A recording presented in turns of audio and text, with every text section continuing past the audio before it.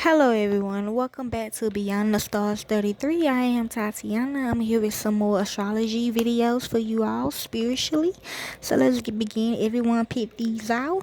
And we have the 8th house. Okay, we'll be learning about. But the one they picked out is Aquarius in the 8th house. Remember to always look at your planets as well and then put the pieces together. Okay, is what we doing. So before we begin on Aquarius in 8th house, let's talk about what the 8th house means. The 8th house in astrology is often referred to as the house of transformation, sexuality, death, and shared resources, deeply influencing personal growth and emotional connections. Key themes of the 8th house: transformation and rebirth, sexuality and intimacy, death and the afterlife, shared resources and finances, secrets in the occult. Ruling sign and planet. The 8th house is naturally associated with Scorpio, which embody themes of intensity, transformation, and emotional depth. Its ruling planets, Mars and Pluto, as layers of complexity, emphasizing power dynamics and the transformative nature of experiences. Yes, as well. Look in them as well, okay, y'all, and put all the pieces together. Psychological insights. Individuals with significant placements in the 8th house may possess strong psychological insights, often understanding human nature and motivations deeply. This house encourages exploration of the subconscious and the hidden aspects of life. Yes, I do. I have Scorpio in 8th house in all my charts, and this is a good placement for me. Conclusion. That's why I can talk to y'all about certain things. Conclusion. The 8th house in astrology serves as a powerful domain that invites individuals to explore the depths of their emotional and spiritual lives. It challenges us to confront our fears, embrace transformation, and understand the interconnectedness of life and death. By examining the influence of the 8th house in one's natal chart, individuals can gain valuable insights into their personal journey and relationships. Okay? So, Aquarius in the 8th house. Look at it as SS Tennessee, Tupac, Old Dirty Bastard. Okay, they will probably have this in their charts. Okay, like y'all be very outspoken. Y'all could be political figures. Okay, y'all could be speaking on topics that most people are afraid of. Okay, this is what it means. Okay.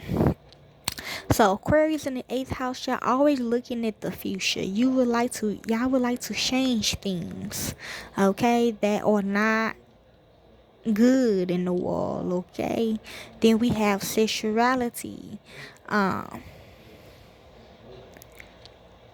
you might not really like to have sex, okay? I ain't gonna lie. If you have Aquarius in the 8th house, it look like you not be having sex. You might be getting high, okay? I'm just saying. You are looking forward to the future, like you are not worried about nobody right now. It could be your drugs that you having sex with, and it can be, or it could be things that you like that you could have sex with. Like for example, you watching a movie, that's sex to you, right?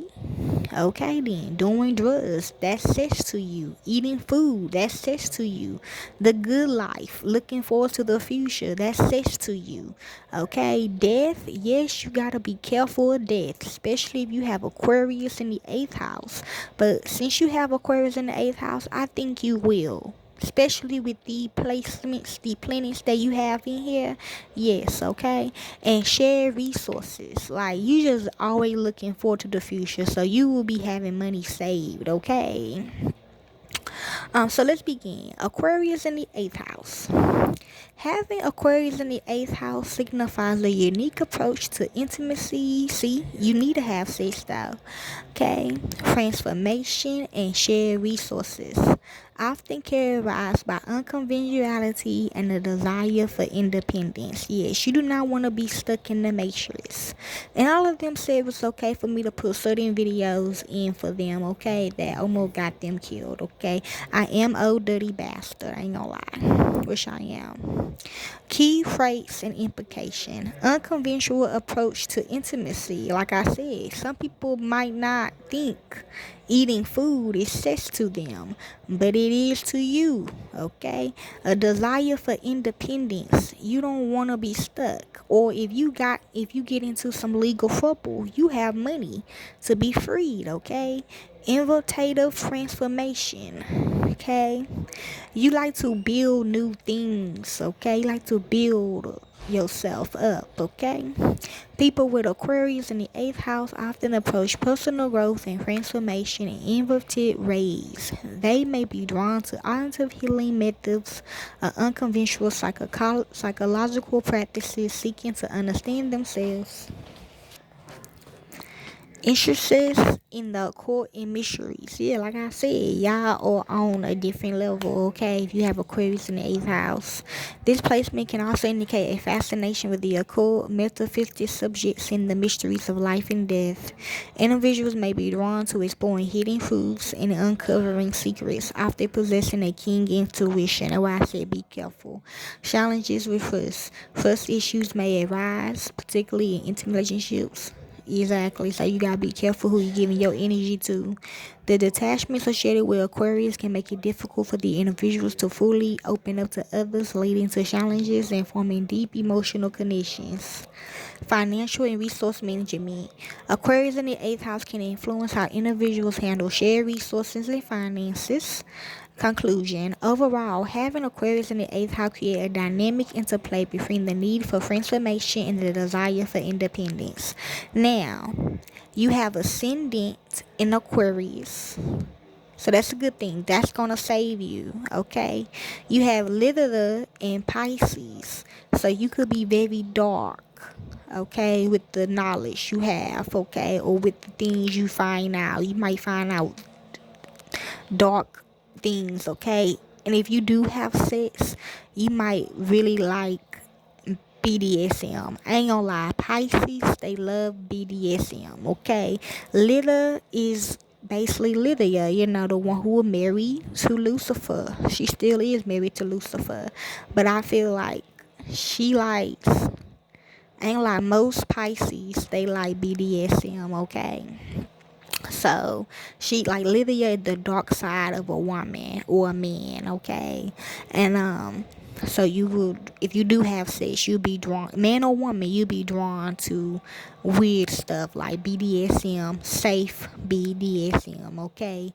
Then we got Pholus and Pisces, okay? You might want to keep this to yourself. You might want to keep certain things to yourself that you find out, okay? Then we have Vesta and Pisces, okay?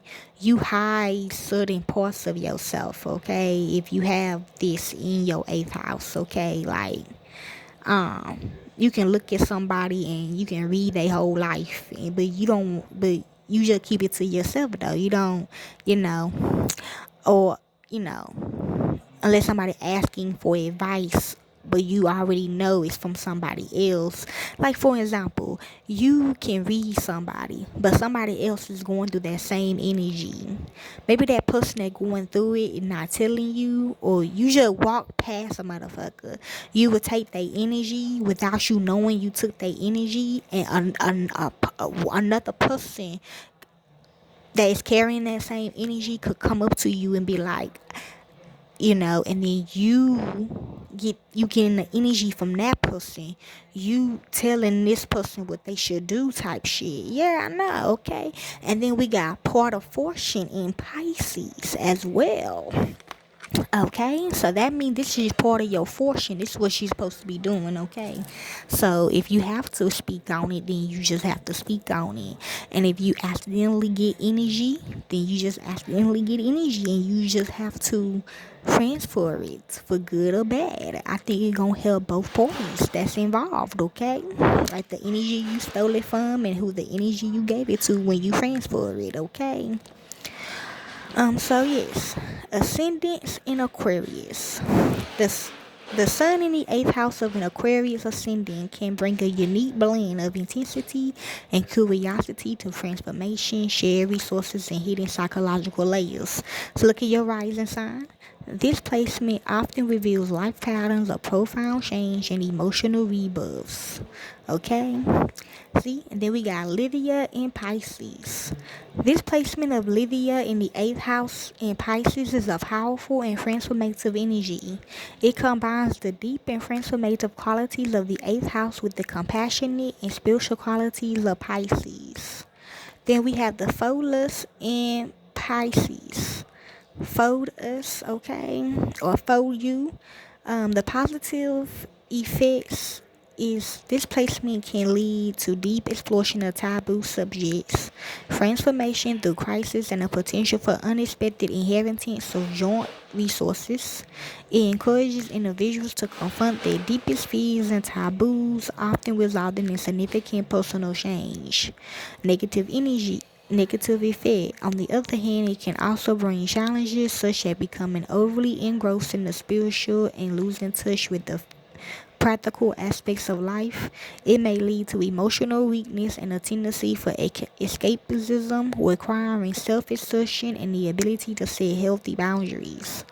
Understanding this balance between the aspects is crucial for those with displacement to navigate their astrological journey effectively. Okay, Vesta and Pisces represents devotion and commitment, finds a boundless expression in the compassionate and empathetic sign of Pisces. This placement imbues you with innate ability to tend to the emotional and spiritual needs of others, often by providing a sanctuary for healing and understanding. And part of fortune in Pisces. The part of fortune in 8th house in Pisces brings a compassionate and spiritually attuned energy that significantly influences an individual's sense of fortune and well-being. So overall, I feel like this is going to be a good placement for whoever have this, and you will be able to look forward to the future, okay? Enjoy.